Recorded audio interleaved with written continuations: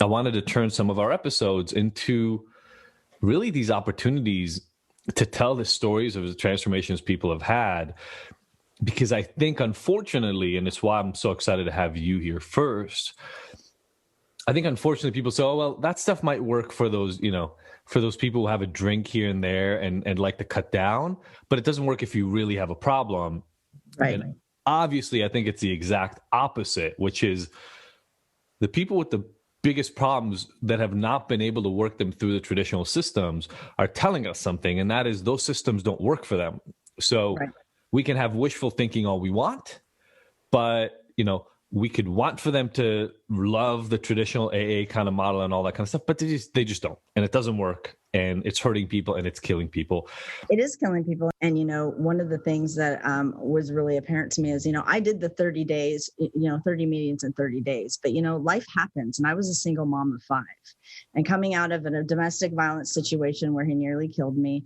And, my family had to go back to work. They had to do things. They couldn't watch my kids all the time. And when I couldn't make meetings, even 2 times a week, the judgment and stuff that came back at me, I was completely shunned. That made me have more shame and more. But the other thing is that walking into A, their principle is you're powerless, surrender to God. Well, I've had a lot of bad experiences in church. I've had a lot of bad experiences with God. And so, so you're saying I'm basically powerless and I can't overcome this, and to surrender to something that I don't necessarily believe is going to help me.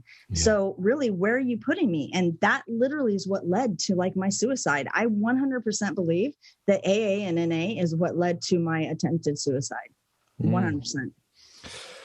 Wow. The reason I think that's such a powerful thing to say is there's this judgment, and the people for whom AA works, I want to be clear about this when I say this, right? For those of you listening right now, or those of you who are listening and have somebody for whom AA has done a great job, what we're saying is not that AA needs to go away. What we're saying is it doesn't work for the vast majority of people who try it. And it doesn't matter how you look at the data. That's true. Whether you decide that it doesn't work for 93% of people or 85% of people who try it, the vast majority of people who walk into an AA meeting leave without it working for them. And what you're saying that is even more important maybe than that is for those who are trying, there's so much opportunity to feel judged and shamed because it's not working for you, because the message is always the same. Oh, it's not working, just go to another meeting. Oh, it's not working, give it, let go and let God. It's kind of like somebody just hammering this thing into your head, even as it's failing you. Well, and the thing that was really hard for me was, and I think with any addict or whatever, you're looking for connection, you're looking for a community, you're looking for somebody to belong, because whether you've been outcasted by your family and friends or whatever, you're looking for something to bring you in. And I can say this, when you first go into AA, and this is the truth, they welcome you in, they rally around you, a sponsor comes and finds you, and you almost give a sigh of relief, like, oh my God, I belong. You really connect in. Here's the problem. As life happens and you're getting better, and then it was like, I'm not, and I did AA and I did NA. And it was like, after some time, I didn't need to go to a meeting every day. I didn't need to go to a meeting every week sometimes. Sometimes I was good for weeks on end and I didn't need to go. But immediately it was, well, you must be backsliding. You must be, relapsing. Oh, this and that and the other, and then I have friends that AA absolutely worked for, and it was perfect. It worked for it. But now coming to this alternative method with Ignited, and now I have almost 3 years clean, they look at me like I'm a ticking time bomb. It's like, well, that's worked, but it's not going to last, I know. They're waiting for me to fall, So you've said this, and I want to backtrack people for a second, because I think this is a really, really important piece of the puzzle. Do you mind walk me through? I don't even know that I know the whole story, but walk me through. So you were in AA for a while. It was working at times, not working maybe at other times, shame, etc. Like, walk us through that story to some extent. And I don't know how far back you want to go, if you want to go back to before all this crazy criminal justice involvement and all that. But I'd love for you to introduce your story even before we met to the people listening. Yeah. So basically, I was raised in a very religious family. I was not around a lot of drugs and alcohol or anything like that. I got into a really bad marriage, a really bad domestic violence marriage. I was married for 14 years, and he wound up trying to kill me.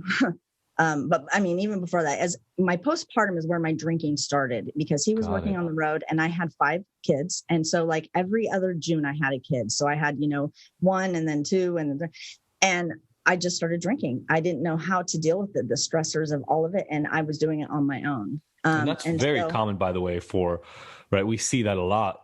Right. Women who are around motherhood and parenting use it. I mean, we know it, right? Mommy's juice, whatever. Yep. Mommy's medicine. The idea is parenting is getting so stressful. It's literally in the book, right? The story of Terry, because her husband was always gone and she was alone with 3 kids, I believe, at home, and started drinking in order to deal with the stress. Right. And which is, I think, a very normal thing on the front end. Right. And so, that's kind of how my alcohol started. Towards the end of my marriage, when things started getting abusive and whatever, and like I said, he worked on the road a lot and stuff, and he actually introduced meth into our lives. And so we started doing meth, and that's when everything exploded. He attempted to take my life, and we literally fled and tried to, get to safety and whatever, my girls and I, and we left with nothing. It was at that time that I realized, okay, I have a problem. And I went to my family. I had, and I literally called my mom, my sisters, I called everybody in. And I said, so this is what's going on. I've been drinking like crazy. I've been doing drugs like crazy. And see, my mom was a drug and alcohol counselor. My sister is, and also in the 12-step recovery, she's in a family, alcohol and drug counselor. And so that was the solution, is that's what you go to. And so thought I was ready and I wanted help, but I didn't know how to do it. And so I went in, and it was on New Year's Eve. And what makes you say I thought I was ready? Because I knew that it wasn't working. Every day when I would have to wake up and I knew I had to have one little stash of the bottle somewhere to even handle the kids, I knew that it wasn't right. I knew that there had to be a better way to live, but I didn't know how to live any other way. If I didn't have the alcohol in my system, I didn't know how to deal with it. And now that my husband's gone, we're living in motels, we're on the run, like I didn't know how to live with it any other way. So you knew something wasn't right in life and you had to fix it. Absolutely. And when they presented the solution, you're like, okay, let's go do it, which is exactly how I felt when my lawyer said, you got to go to rehab. Okay, cool. Right. So it's New Year's Eve, you said? Yeah, so it's New Year's Eve. And so I go into my first meeting and I'm hearing different stories. And first of all, when you walk in, I mean, they're so welcoming, and they're just, Absolutely. As soon as you say it's your first meeting, you're surrounded by people. You got the pats on the back. Everybody's like, oh my gosh, exchanging numbers. And you're going, holy cow. Now for for a mom that's been trapped in the house for years, that has lost friends, has lost a lot of life. I mean, I didn't have an outside life. All of a sudden I had this huge life, these people coming in and welcoming me. And it was like, oh, I have friends, I have a connection. And it was amazing, And so they told me, you have to do the 30 meetings in 30 days. And even as hard as that was, I asked family members to watch kids or do whatever. And so I did the 30 meetings within 30 days. And that was great. Yeah. But after that time, I didn't really feel the need to drink every day. Did I have the urges? Yeah, I did. Because my issues of the reasons why I was drinking were still there. Right. Like you were still without your husband, and after the abusive relationship, you still had the kids to raise on your own, and all that stress was still there. And I still had all the trauma from my childhood. I still had all that stuff that I hadn't dealt with yet. And this was the thing that was interesting to me, though, is within the 30 days, they never really got into, you hear other people's stories, right? And there's the people that are speaking are just other people that have been in your shoes, but there's nobody really trained to talk to you about your issues. There's nobody trained that comes in and says, well, to give you a little bit of a different perspective of anything that you're going through. It's just everything is so cookie cutter and in a box. Well, my story does not fit in a box by any means whatsoever. Yeah. And so, I wasn't drinking every day. I still had the urges. I still had the things that I was trying to, the raw places that I would like to self-medicate. And then as I started to a little bit here and there, trying to talk to my sponsor about it, it was that I was powerless, that I surrendered to God. So I told her that I had issues with God, that I was raised in a very strict religious background, that I didn't believe that God saved me through my childhood molestation and different things. And so you're basically telling me I'm powerless and to give to God. And I swear to you, this is what she said to me. She said, the favorite door in your house can be your higher power. And I was like, okay, so you're saying I'm powerless and I can't overcome this, but a door can? I mean, that was really, really hard for me, because where does that put me? That mentally, that messed me up, because it was like a door can help me get over this when I personally can't.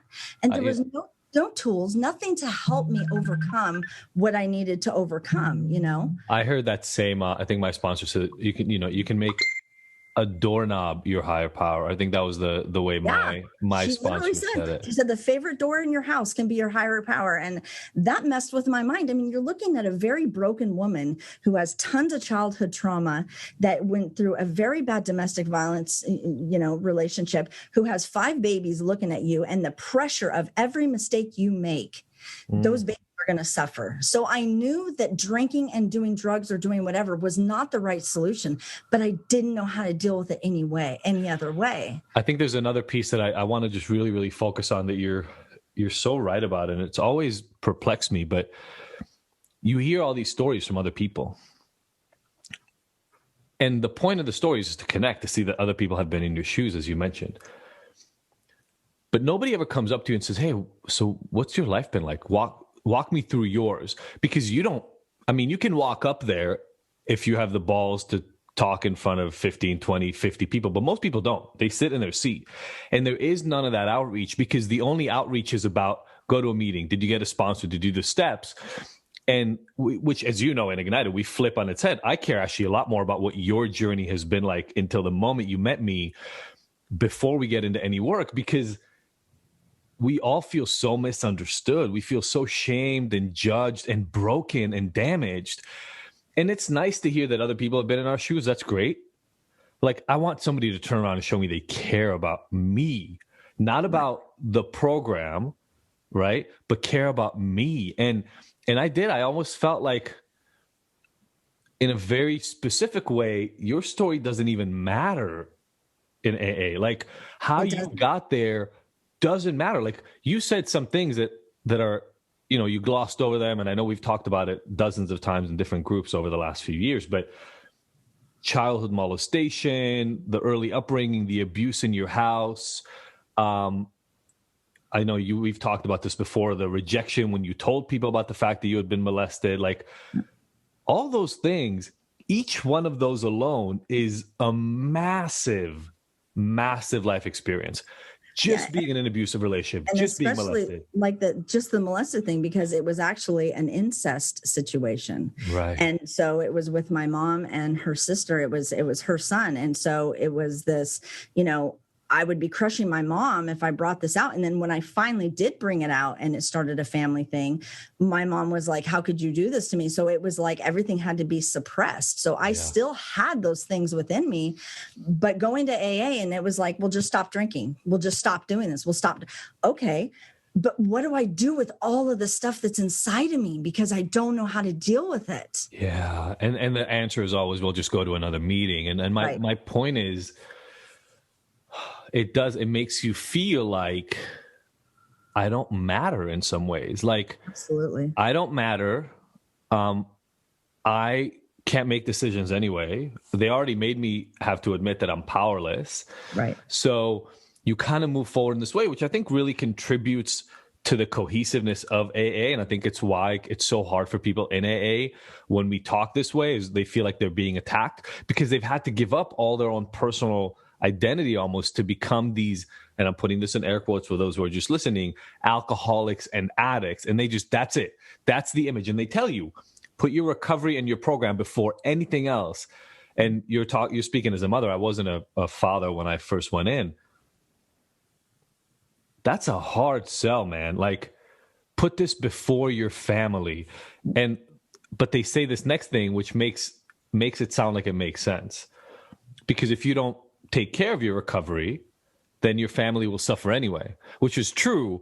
But they're not saying put your efforts at becoming a better person first. They're saying put your program first, because the way they always look at it, the way I've always seen them look at it, is the program is the recovery. And so whenever people say to me, well, we don't claim to have a monopoly over it, I say, well, that's fine, and that's in the book, but you kind of do. Like in practice, you pretty much do. Nobody says, oh, you're having a bad day. Have you called a therapist? Have you tried any medications?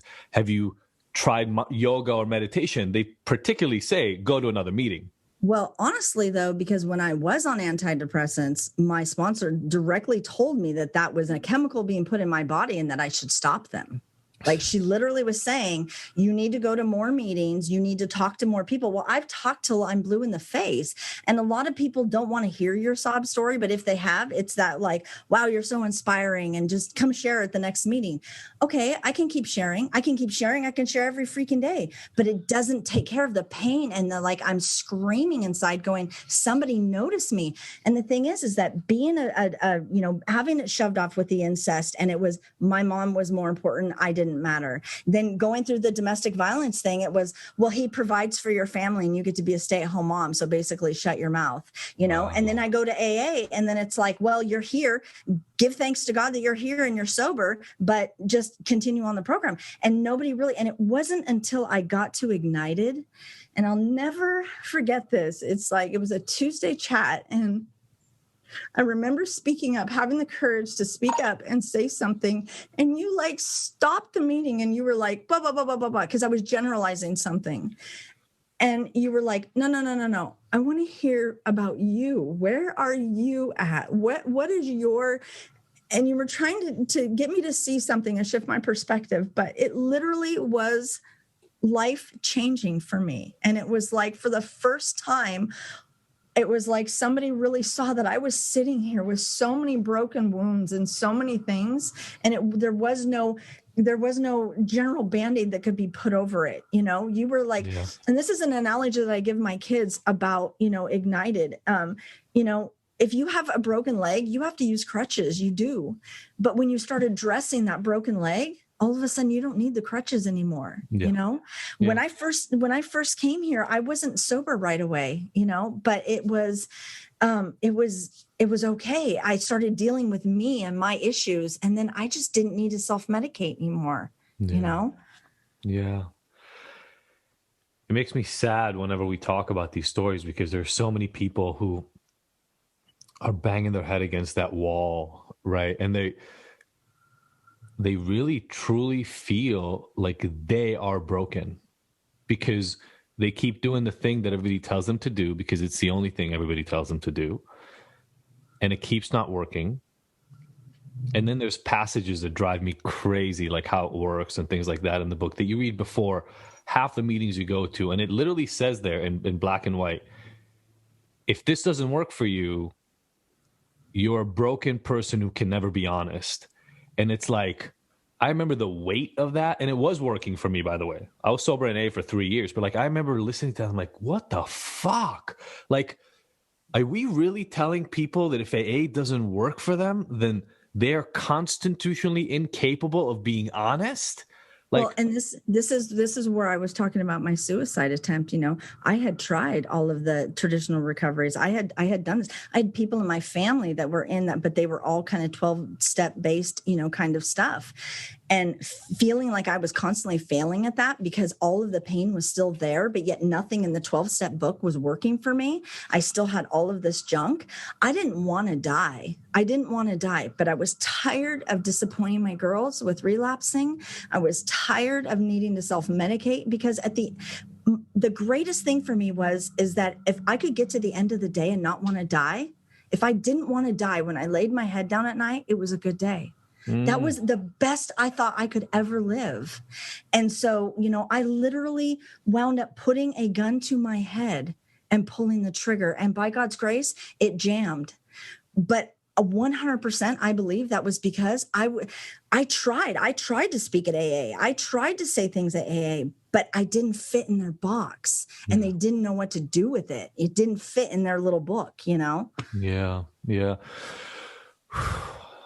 There's so many places my head is going to right now. So I'll just try to kind of hold on to one. And and start there, because there are a lot of aspects I love to your story. One of them is the fact that for the first few years, you know, when I first started trying to do this online, like 4 years ago, whatever, I didn't know if it could ever work online, right? I'd come from a very traditional, I owned a rehab and I'd led groups in person, and it felt like maybe this couldn't work without meeting. But obviously your story is one of the ones, you know, we didn't meet for the first, I don't know, 2 years, 2.5 years that we were connected through Ignited.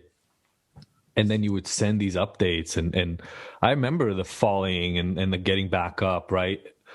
But I hope, and I think this is what we do at Ignited better than most, is really eliminate shame around that and say, hey, come back in. Let's talk about what worked and what didn't.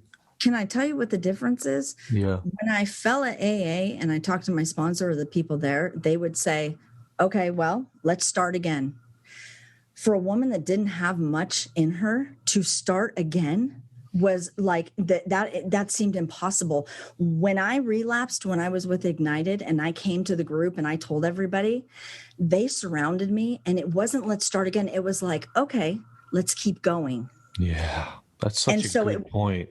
Yeah. And so it wasn't that I'm all the way back to zero again with the little strength I have and the shame and everything else. There was no shame around it. Everybody, I mean, just surrounded me, and all of the people online and everything. And it was just, okay, great. You know, let's keep going. Let's go. Let's get up and go. You know, what can I do for you today to help you keep going? That's such a good point. And especially for somebody like you who had come from such a struggle, and then you're experiencing success for some time, a few months at least.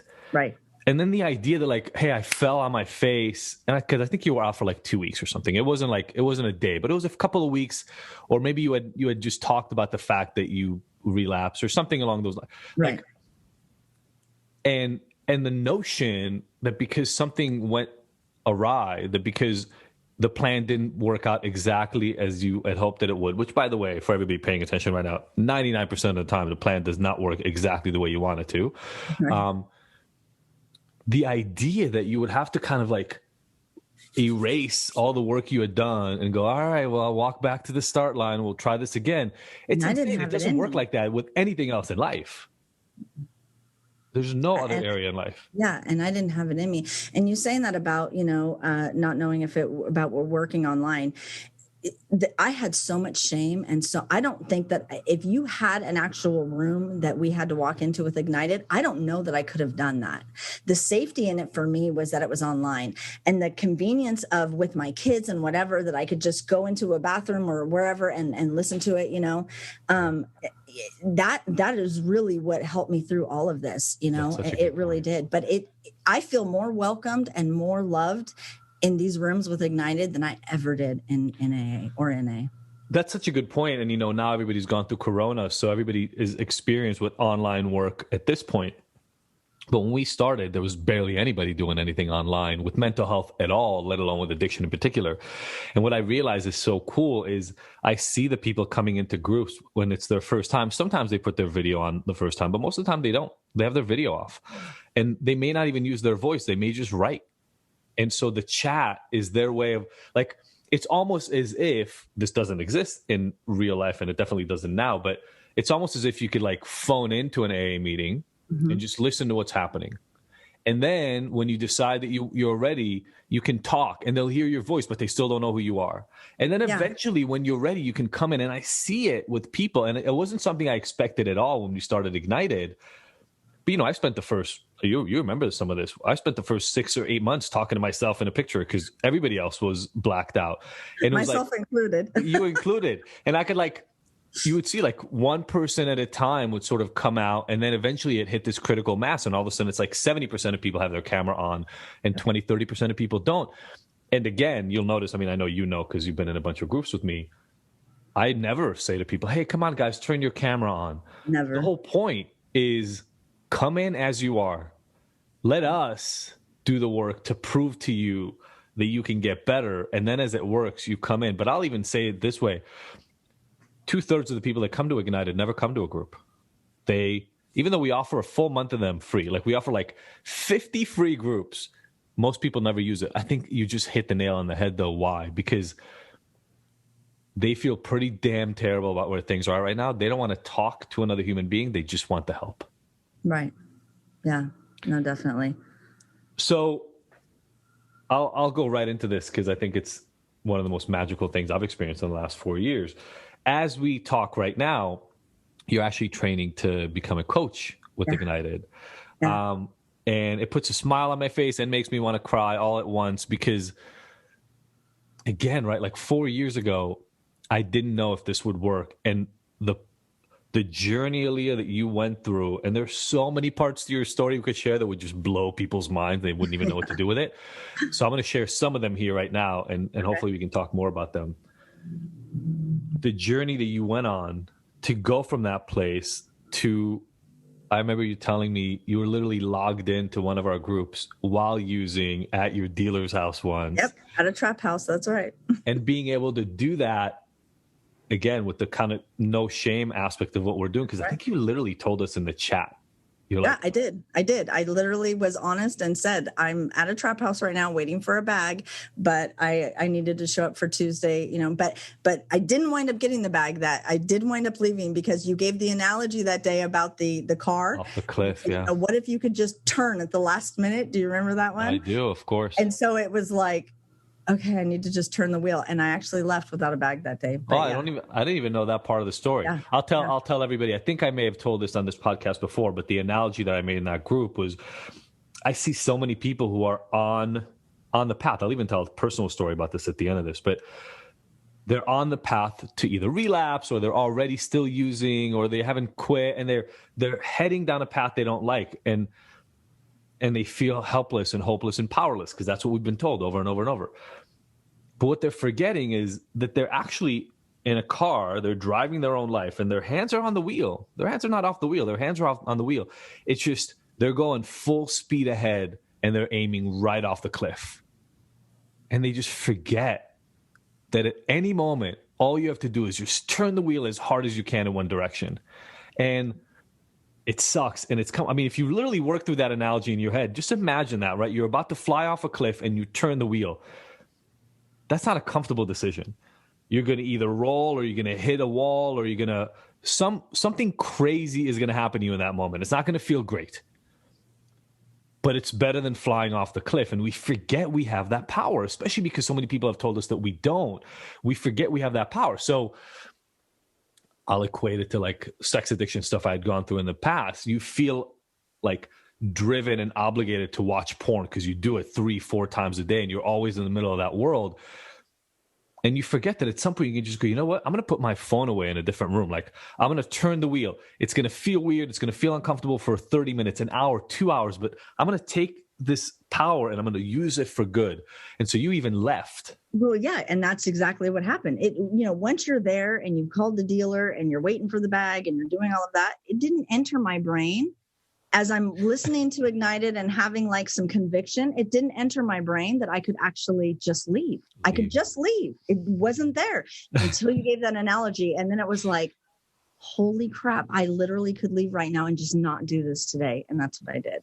Amazing. And that other thing you just said right now, right? And just not do it today. Not committing to quitting, not, oh my God, I'm going to turn my life around. Like, I'm just going to make this decision right now and move in a different direction. I love it.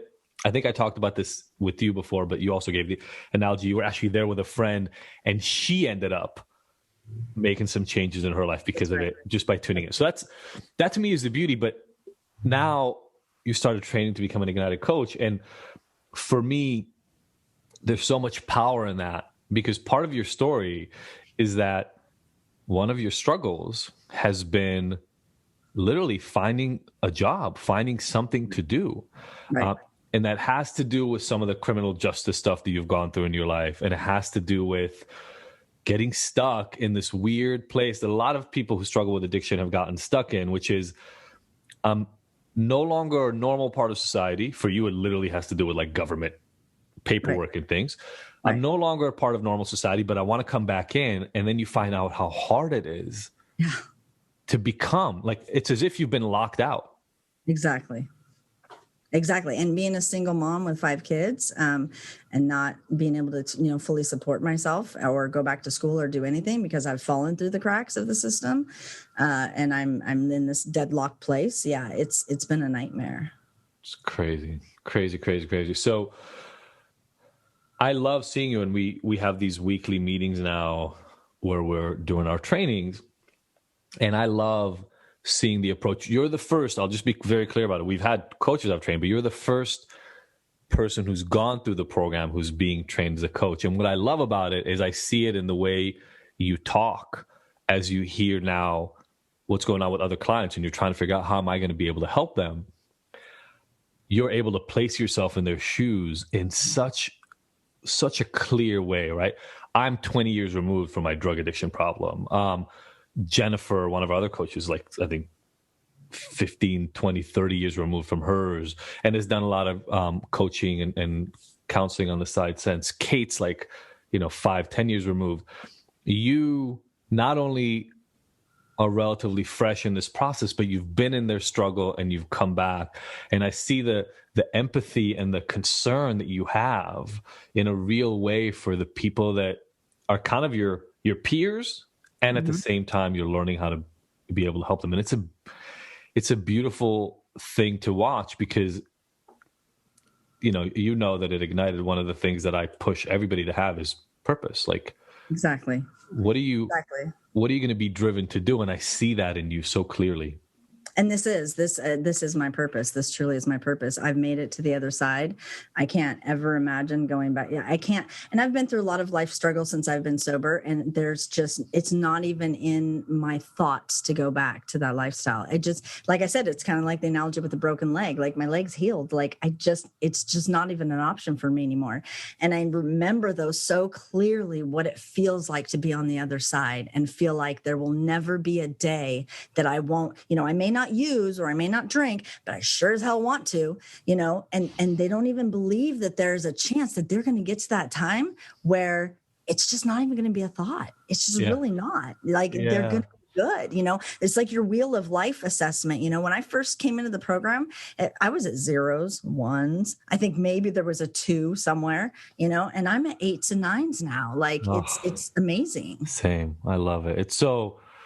I love that the new platform will show that to people graphically because I think it's such a powerful experience to have. But I'm the same. I mean, nobody gave me a wheel of life when I started, but if I had a wheel of life, it would be 0s and 1s. I was in no relationship. My quote unquote girlfriend, who was, and by the way, I have 0 problems with sex workers, but was a stripper that I'd known from the club, and we had been hanging out for months. Like, she was dating somebody else. Like, my relationship was at a 0. Family and friends, we had just started reconnecting because I got arrested and they came to my rescue, thank God. But I had no career, I had no finances, everything got taken away. Personal development was like non-existent.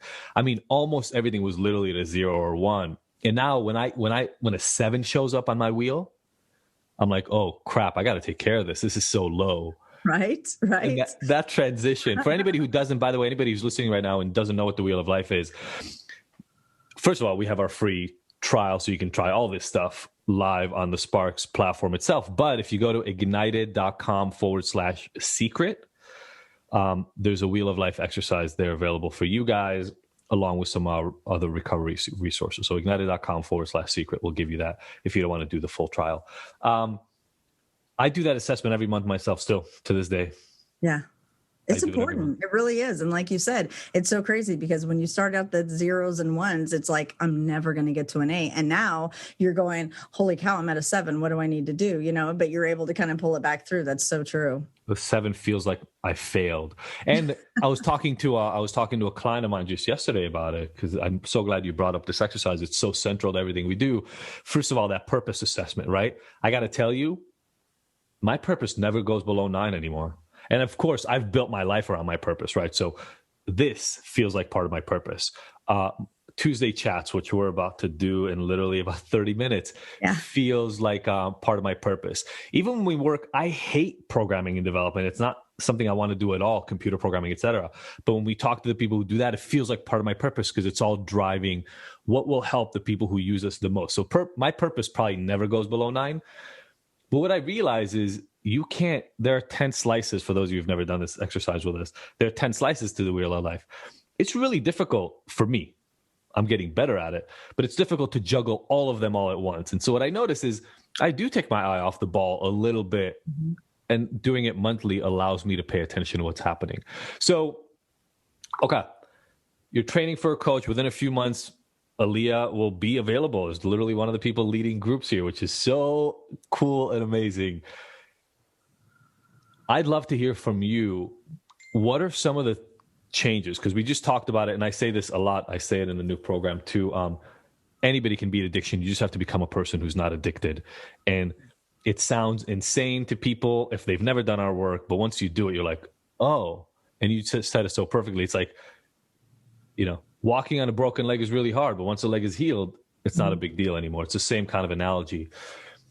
Looking where you were before, including the struggles in traditional recovery, et cetera, versus now, like, what are the biggest changes in your life? What are the things that have transformed for you? Oh my gosh, there's so much. My way of thinking in everything, honestly, and there's so many things before that everything was kind of catastrophized, or I wasn't able to clearly think and see a problem and realize that I had choices and options. You have, or Ignited truly has helped me realize and shifted my perspective on so many different things, my relationship with my kids, my feeling like I have a purpose now, because I did not feel like I had a purpose whatsoever at all 3 years ago.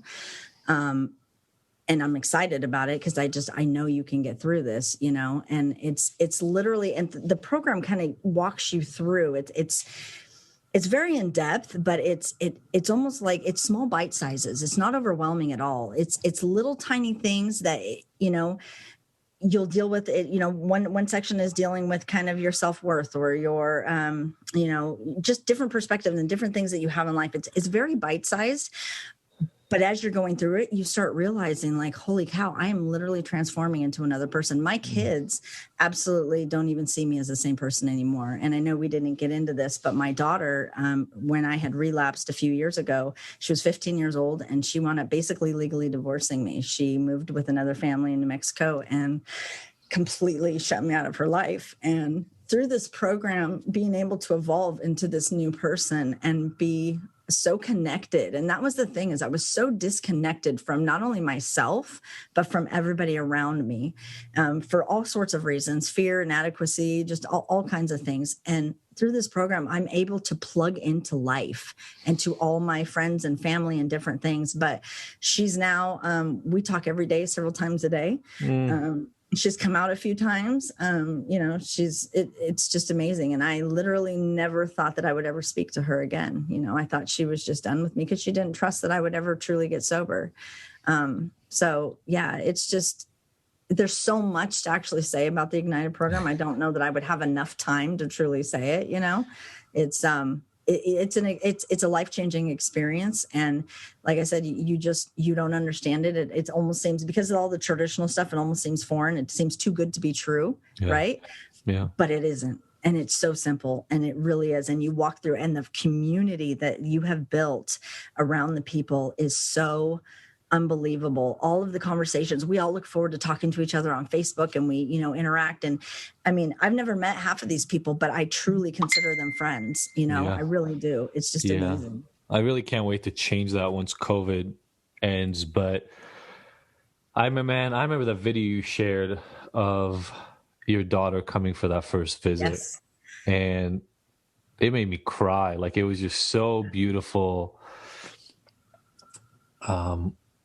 It was 3 years in the making. I mean, I had been homeless, been on drugs. I've, been arrested, tried to commit suicide. That was when I tried to commit suicide. And I just never thought I could ever first of all, I never thought I could be clean and sober. But then in addition to that, I never thought that I could live a life that I could connect with her again. And so it was just, I'm living a dream right now, honestly. And the crazy thing about it, Aliyah, is you're living a dream and you're just at the beginning of it. That's what I love so much, right? Like, I think what I want everybody to understand, like, people look at my story, and when I tell it, they're like, "Shut up! You're an idiot. Either you were never addicted at all, or you're just lying to us right now, or you're in a relapse mode and you're full of ego and fuck you." And what I'm loving now, 3.5, 4 years into this experience, is other people, like a few dozen other people, have had these transformative experiences. Like, I used to drink 2 bottles and now I drink a half a bottle a night. Not that. Those exist too, by the way. And those are amazing. They're great stories. If that's what you want, that's amazing too. But these transformations, and Aliyah, I'm telling you, like, this is just the beginning, right? You said living a life where I can be connected to her. I can just see this already for you as you keep walking down this road because you're so committed. There's going to be a time where everything that you guys went through together, your daughter, not you, because you're already there, but your daughter will go, "I am so proud of my mom." Yeah. Because I remember what it was like a little bit, but the person that I now see as my mother is an entirely different person. And not that you're like normal, but that you've become a hero, right? That's why the program is called an IGNTD Hero Program. Is we all have this inside of us. It's not magical. I'm not a fucking unicorn. We all have this inside of us. It's just nobody fucking told us. Like, everybody kept telling us we're broken, we're damaged, we're destroyed. And if we just like get it together enough, if you just hold on enough, you can live without destroying the life of yourself and everybody else around you. You know, that's an important piece right there for me, because I had been drilled into my head for so many years that I was broken. And this is one thing that I've learned through Ignited, is that I'm not broken. I've got issues, but I'm not broken, you know, and everything, all of my issues can be resolved. I can heal, I can grow, you know. That was a huge thing for me. Yeah. And so what I love about it is now, like, the tide has turned for you, and you're not looking, I mean, again, we all have shortcomings we want to address. Of course, that exists forever.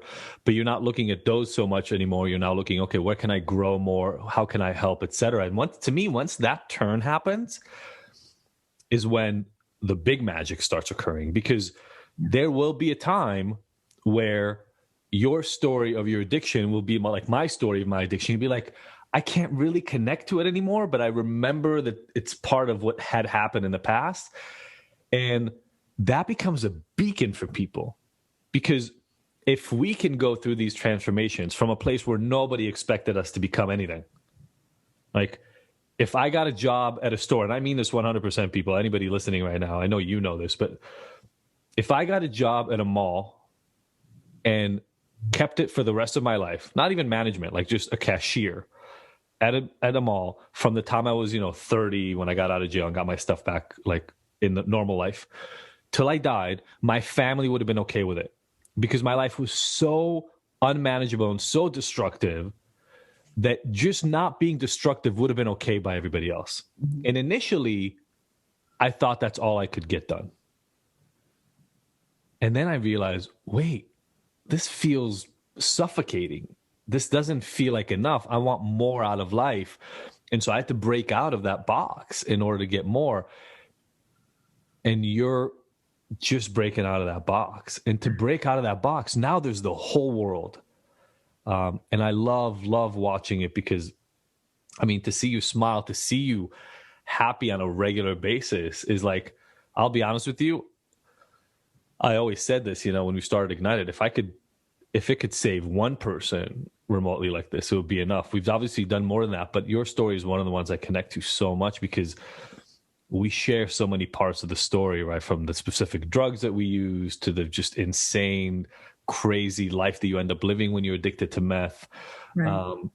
And it makes me so, so proud to just now start you being part of the Ignited family in a more cohesive way. Yeah, I'm excited.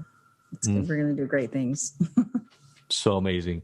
I'm trying to think, you mentioned the stuff with your daughter. We'll edit some of this stuff out, so it's cleaner when we do it, but I'm just trying to think a little bit. Is there anything that you want to touch on that we haven't touched on yet? And oh my goodness. No, I think we pretty much touched on everything. I mean, Cool. Kind of glossed over most of it. I know, right? Like these things can be 4-hour conversations. I was going to tell you too, just really quickly, the thing with Bailey is that, talking about going from, the best I think that my kids ever hoped for was just that I would be clean and sober, but because of my legal issues and whatever, they never really, I don't think, expected me to do anything greater than this. And now going through the coaching program, and actually I'm going to be doing something with my story and helping people and all these other things. But I got a call from Bailey the other day. She's getting married in August. And wow. It was basically like, you were my mom and my dad. And so she's asked me to walk her down the aisle and give her away. Right. And she was like, I know it's not traditional. I said, nothing about us is traditional. Like, we're good, and that's huge because, again, it's not, they would have settled at me just being clean and sober. But now that I'm thriving and I'm actually coming out and becoming my own and helping people and doing these things, all of our relationships are just building and growing. So much. Oh, yeah. That's so amazing. That's so beautiful to hear. Yeah, because you remember the days when you were like, just write her a letter. Yeah. and you being like, yeah, I don't think that's going to do anything. Yeah. You don't understand how badly I screwed this up. And I'm like, yeah, but there's, nothing is fucking damaged forever. And we it's just, honestly, it just sucks that that's what we buy into. And it sucks. It really, really does. And I understand why, right? People feel damaged forever. Right. I feel like it's our role, and it will be your role pretty quickly here, to remind people that they're not broken versus the other version, which is like, oh no, you're powerless. One last thing that I want to say, right? Please. Seriously, through this program and being able to, there's so much within it that makes you think differently. You know what I mean? Really, truly makes you you break things down and you make us think differently and really focus on ourselves and yet kind of the world around us as well. But, my family has all said that they have observed literally my brain working differently since I started Ignited. Wow. There's so many, my problem solving, my executive function, my improvement, through continued analysis of myself, I've literally transformed into somebody that they didn't even, not only that they didn't think I could be, but that they didn't, you know what I mean? Like, it's just... Yeah. I've literally become an entirely new person. Yeah. It's my family's the same. We released an episode with me and my sister talking. I was objectively a piece of shit. Like, not because inherently I wasn't capable of more. I got stuck. Like, I just got stuck in this mode for years. And I would have not even blamed them for writing me off forever. Like, I could have totally understood them if they did that, but they didn't. And I think that's what we try to offer people at Ignited is I want to provide to people what my family provided to me, which was, I believe in you even when you don't believe in yourself. And I'm going to remind you that instead of trying to keep like pushing you down. I have a question. I never asked you this, but because your family's actually involved in this kind of work. Right. What has that been like? Because on the front end, it's just doubt. I know it. On the front end, it's like, no, you're just taking the easy road. You're just trying to not commit, blah, blah. What has it been like now? What have the conversations been like with the transformation?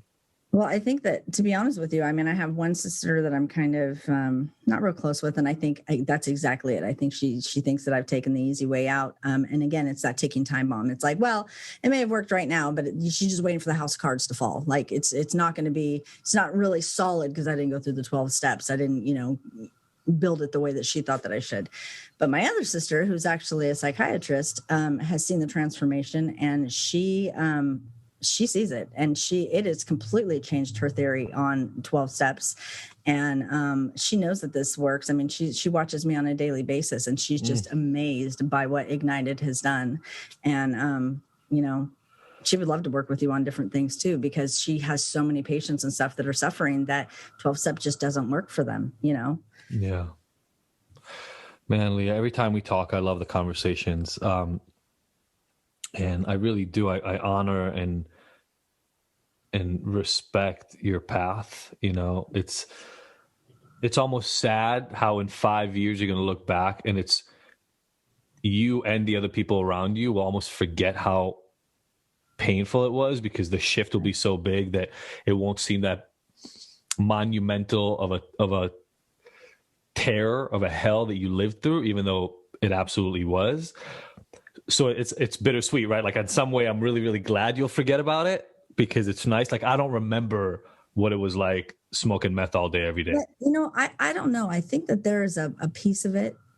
You validated my pain and you saw me in a way that nobody truly had before. And I think that piece will always stay with me. And it's truly the core of, I won't ever forget that, and I don't ever want to forget that, because that's what's really going to help me with other people is 100%. Remembering that, validating that pain and just holding on to that piece was huge, life-changing. Well, I also have this really clear vision always, and I think you do as well. I have no right to judge anyone. Like, I have done things, I've seen things, I've been a part of things that have kind of removed my ability to judge anyone for anything they've done. Anyone. All the way, and we don't need to talk about this right now at all on the podcast, but like the same with politics. Like while all my friends are freaking out about the other side, I'm like, wait, we're all humans. Like, let's try to figure this out as people, because we can do incredibly insane seeming things because our perspective is skewed, because our beliefs about who we are skewed, because we don't see another way. We feel cornered, even though we're not, right? It's almost like we feel like we have no other option, but there's an exit right there. And we're not aware of it, or we don't see it, or we don't believe that it leads anywhere. There's so many options as to why Ignited makes it so hard to generalize is I don't think there is a single answer for any of us. I think it's a broad answer, and we need to leave that there. But that's what's so amazing is you're not promising this one-way answer. You're not saying like, if you do this specific thing, you're going to get better, kind of like the whole 12-step thing, You really have offered this program to help us find ourselves. Yeah.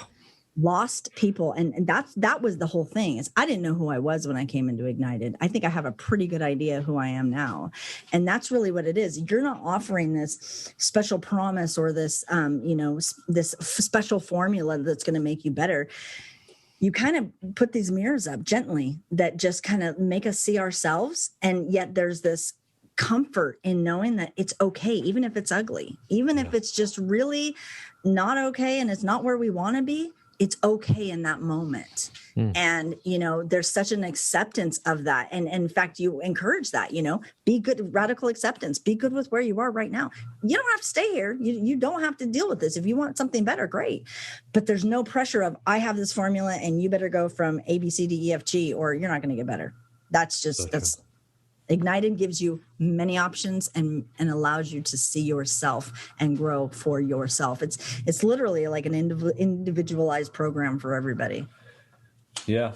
Yeah. And that was the goal. And what we're trying to do now is create a more systemized version of that. So amazing. Again, more than anything, Aliyah, honestly, I'm so glad this is where you are, and this is the conversation we get to have now. That's the most important thing, period. And I can't not wait to see what the conversation is like 3, 4, 5 years from now, and how you're going to take this story and your purpose and your experience and turn it into saving hundreds and hundreds of people yourself, because you're so raw and you're so able to just land into this. I'm actually excited about my future now. 5 years ago, I well, actually even longer than that, I honestly thought that I would kill myself before I turned 40. I'm 44 now. Oh. I really thought that I would be dead. 44 too. That's amazing. I thought I would be dead by the time I was 40 years old. And so, but now I'm actually looking forward to my future because there's so much unfolding like on the daily that is just amazing. And it's an adventure and it's fun. So beautiful. So cool. Okay. For those of you paying attention right now and listening, let's just be clear right off the bat with number one.